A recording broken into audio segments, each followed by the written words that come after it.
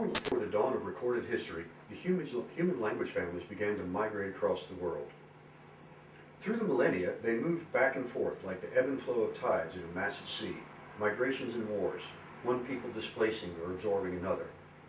Until gradually, in the West, three of the largest language families came to not dominate: Indo-European, Afro-Asiatic, and Altaic. However, these three linguistic tides flowed around the region between the Black Sea and the Caspian Sea, where Europe meets Asia, a rugged mountainous land Westerners know as the Caucasus. But to the Kavkaz peoples, who call this region home, this is Kavkazia. For millennia, the Kavkaz have had a reputation as superb horsemen and fierce warriors, and often served as mercenaries in foreign armies. And although invaders came and invaders went, they never truly conquered the Kavkaz peoples. Early in the 6th century Christian era, Byzantine missionaries brought Christianity to the region, and a little more than a century later, Islam arrived and before long had been widely adopted. But constantly subjected to changing political and religious currents, the Kavkaz people maintained their individual nations. The Kavkaz traditionally lived in fortified mountain villages called auls. These auls were often inaccessible except by foot or on horseback. In the early 19th century, Russia set out to subjugate the Kavkaz, but it was only through vastly superior numbers and modern artillery that they finally succeeded. They literally dragged cannon into the mountains to lay siege to the auls. Still, the conservative Kavkaz maintained their languages and traditions and discrete national identities. And the conflict continues. But now, unfortunately, it is framed at least partially as a conflict between East and West, Christianity and Islam, jihad.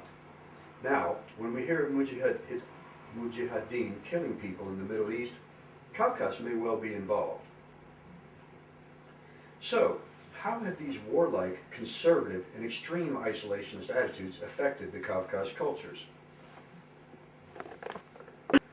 Well, that's an interesting question, and to answer it, let's look at one people of the Kavkaz.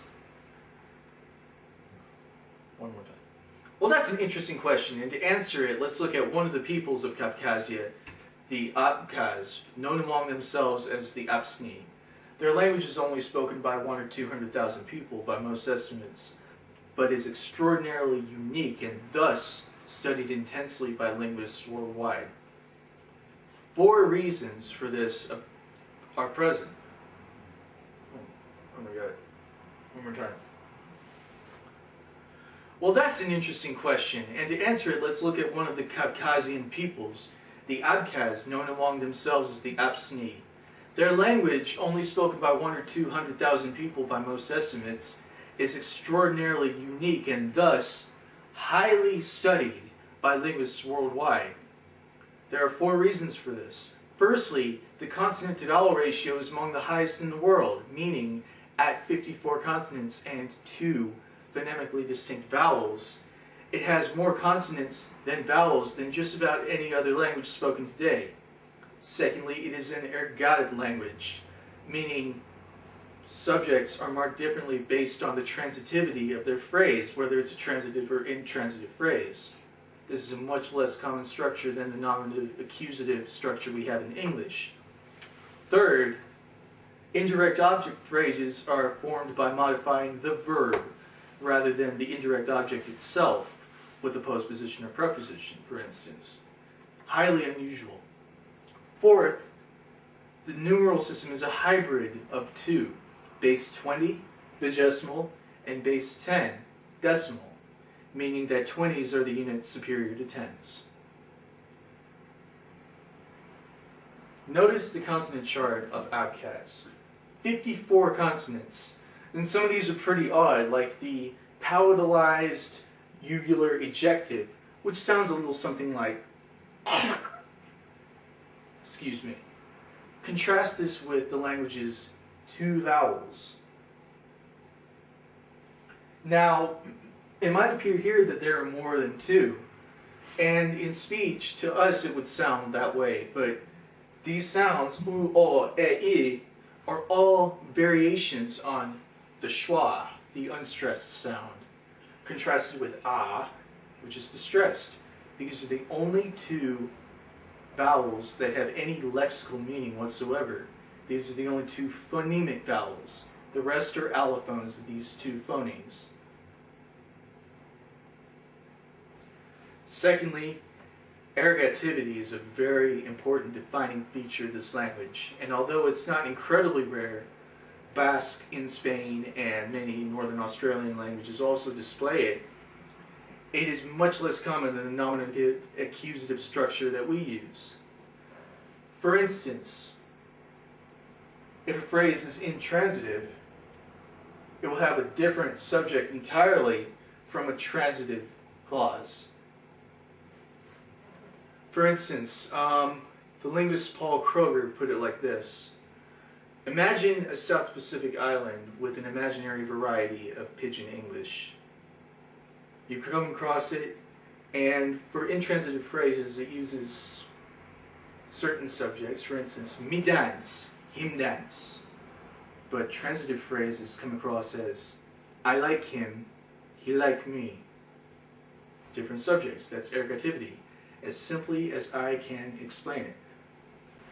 Third, indirect object phrases in Abkhaz are constructed not by modifying the indirect object itself with the preposition, postposition, affix, or infix, as in the vast majority of languages that I am personally aware of, but by modifying the verb. Yes, only the verb.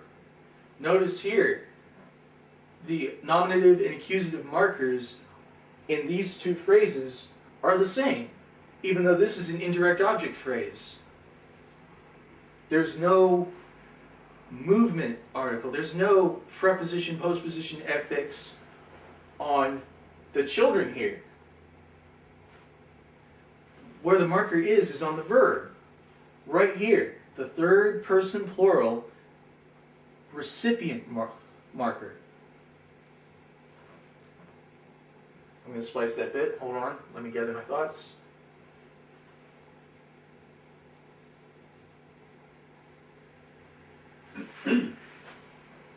Actually, change the slide.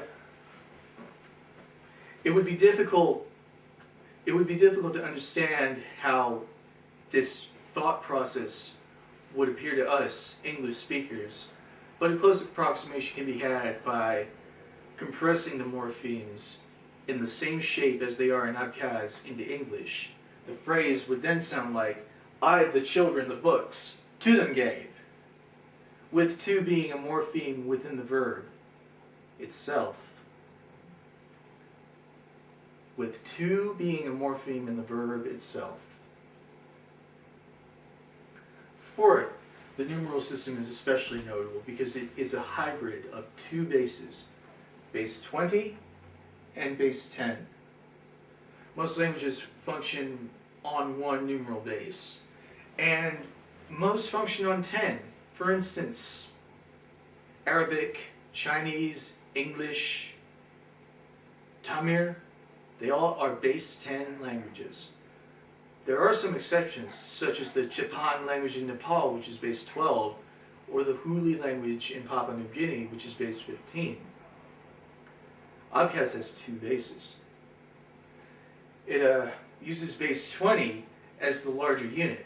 For instance, 20, 40, 60, 80 are counted as such. However, the next smallest unit would be tens. So 90, for instance, would be 80-10. 91 would be 80-11. And so on if we use this in English. Now, to us English speakers, some larger Abkhaz numerals can sound rather unwieldy. For instance, 251. For this we have three separate units: hundreds, tens, and ones. But in Abkhaz, hundreds, twenties, tens, and ones, four separate units. It makes for a larger word, at least to our eyes. However, the Abkhaz language, being highly syllabic, would treat this fairly easily. The status of the Abkhaz language, of course, depends on that of its people, which is always in flux.